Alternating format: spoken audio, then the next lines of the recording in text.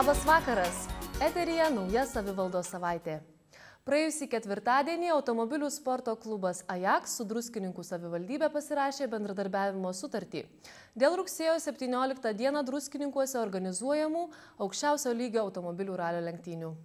Sutartį pasirašė savivaldybės meras Ričardas Malinauskas ir viešosios įstaigos Ajax direktorius Jonas Balčiūnas.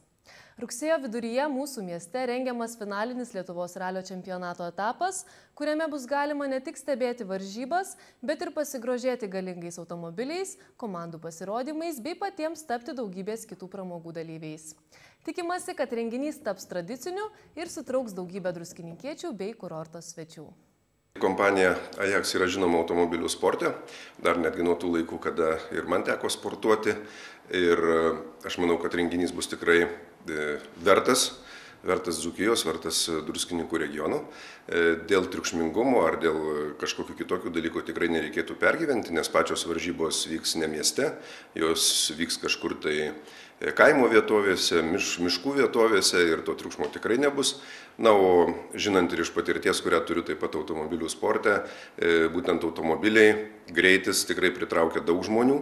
Aš manau, kad druskininkai turi orientuotis į tokius masinius renginius, kurie sukviečia daug svečių, daug lankytojų, daug žiūrovų, tai netgi ir šunų jau tradicinė paroda, kuri nesenai visai buvo Druskininkuose ir netgi viename iš laikraščių buvo pasakyta, kad kurortas buvo, kaip ten kurorte gyveno šunys ar ilsėjosi šunys ir taip toliau. Tai aš manau, kad būtent tokie masiniai renginiai kaip automobilių varžybos, kaip įvairios parodos yra pageidautini mūsų mieste ir aš džiaugiuosi, kad su Ajax klubu buvo pasirašyta sutartis ir turiu vilties, kad toks renginys taps kasmetiniu, tradiciniu Druskininkų renginiu. Taigi net ir pavadinimas klasikinis ralis, kur pagrindinį vaidmenį atlieka būtent druskininkai, kaip vietovė, kaip kurortas, tai manau, kad yra svarbu ir sveikintina. Tikriausiai daugeliui gyventojų yra aktualu, kaip po ralio bus sutvarkyta pati ir tie keliai, ir teritorija, ar nebus palikta šiukšlių ir panašiai. Aš manau, kad pas mus nėra tai buvę, kad būtų palikta šiukšlių ar panašiai, visada yra sutvarkoma ir organizatoriai po tų kelių ruožų, kuriuose vyks varžybos, jie turi sutvarkyti ir turės sutvarkyti ir taip yra sutarta ir aš net nebijoju, kad taip ir bus. Iš tikrųjų daug diskusijų buvo dėl pavadinimo, labai įvairiausių pavadinimų buvo, bet didžiausią vaidmenį atliko pavadinimai, tai Lietuvos klasikos meka, tai yra druskininkai. Tai yra Čiurlionis, Raigardo slėnis, ten panašiai. Dėl to pavadinom jį klasik. Klasik tai yra, sakysim, klasikinis ralis, tai yra šturmanas, vairuotojas, klasikinės taisyklės, ralio, kiek žinau, metų virš 100 irgi. Klasikinė muzika, ta prasme, ne klasika, bet klasikinė muzika, tai yra ir klasika, ir klasikinis rokas, ir klasikinis džiazas, klasikiniai santykiai, skatinsim, kad atvažiuotų ralį žiūrėti su šeimom, su vaikais. Tai tiesiog iš to ir kyla pavadinimas. O kad senai buvo ralis Druskininkuose, tai taip, aplamai Dzūkijai labai senai buvo aukščiausios klasės ralis. Visokių renginių vyko, žurnalistų ralis ir B lygos raliai. Bet reikia pripažinti, kad A lyga tai yra aukščiausia klasė, vaikinai, kurie važiuoja ir pasaulyje, atstovauja mūsų Lietuvą. Tai vad būtent senai buvo ir džiugu, kad druskininkai sutiko priimti, priglausti, globoti ir čia labai dėkoju savivaldybei ir merui, kad priėmė tą sunkią naštą globos mūsų ralistų. Aš tikiuosi, kad baigiamasis finalinis etapas iš tikrųjų išaiškins ne tik čempionus, bet ir bus visa bendra šventė visiems lenktynininkams ir ne tik lenktynininkams, kad ir miestelėnams. Darom stiprų koncertą, ta prasme, reprezentuojam ralį, reprezentuojam ralį Dzūkijoje, tai kviečiam ir Perlenus, ir kitas grupės. Konsoliduojame su krepšiniu, vyks Eurobasket čempionatas. Savivaldybė ir mes investavom daug lėšų, aikštėje bus LED ekranai, viešas žiūrėjimas krepšinio, taip kad tas savaitgalis bus labai sportinis ir kiek aš žinau, tą dieną per mūsų aikštę ir ėjikai praeis, taip kad tiesiog bus sporto šventė kartu su muzika. Ko tikitės iš šio ralio ir ką palinkėtumėt galbūt dalyviams ir žiūrovams? Žiūrovams tai, pirmiausia, žiūrovams tai saugumo. tegu neatsipalaiduoja, tegu nepripranta prie greičio. Pirmos mašinos atrodys, kad greitai važiuoja, kitos mašinos jiems atrodys, kad negreitai važiuoja, bet greitis iš tikrųjų, patikėkit manimi, didelis.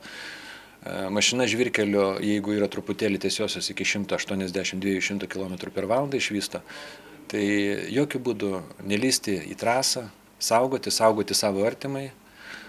Aišku, po varžybų atvažiuoti į aikštę ir kartu pasidžiaugti. Tai labai bus šou programa. Dalyviams tai palinkėčiau vis dėlto mažiau avarijų, kad negestų, kad visi finišuotų ir kad bendrai sutiktumėm baigiamą į finalinį Lietuvos čempionato etapą kartu. Na, o visiems palinkėčiau, kad tai būtų iš tikrųjų ne tai, kad ilgametis projektas, bet kad būtų labai stiprus projektas ir kad jisai populiarintų Dzūkijos žemę, druskininkus, kad jisai populiarintų ralį ir kad visi būtumėm vienoj krūvoj ir kad į šitą ralį ateityje ateitų užsienio lenktynininkai ir kad tai būtų ateityje tarptautinis ralis. Gal galėtumėt plačiau papasakoti, kur yra numatytos ralio trasos? Ar yra numatytos? Be abejo, jau yra numatytos.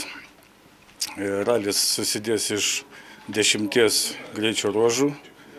Tai yra 5 skirtingi, kartojami po 2 kartus.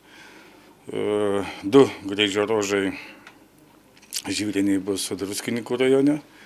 2 greičio ruožai, kurie kartausis 2 kartus, bus Lazdijų rajone. Po to grįžus dar vienas finalinis greičio ruožas 2 kartus kartausis šalia Druskininkų. Visi ruožai žvyriniai, dzūkiški žvyriniai su minkšta danga kai kuriuose vietose ir vienas ruožas asfaltinis, kuris kartausis 2 kartus. Varžybose dalyvaus Lietuvos automobilių ralio čempionato dalyviai ir Lietuvos automobilių federacijos taurės dalyviai. Tai dalyvių tikimės nemažai sulaukti. Šiaip dalyviai pripratę matyti tradicinės trasas, matyti tai Utenos, Šiaulių, Zarasų rajonuose, tos trasos žinomos, kaip sako, iki gyvo kaulo pažįstamos įgryse. Druskininkuose yra naujos trasos, tai kaip ir minėjau, smėlis, kitoks smėlis, siauresni, platesni. Tai Lazdijų rajone nuvažiavę ten važiuosim senas trasas, kurias prisimenu ir aš 80 metais važinėtas. Tai va tai, kad naujos trasos, naujas išbandymas šioks.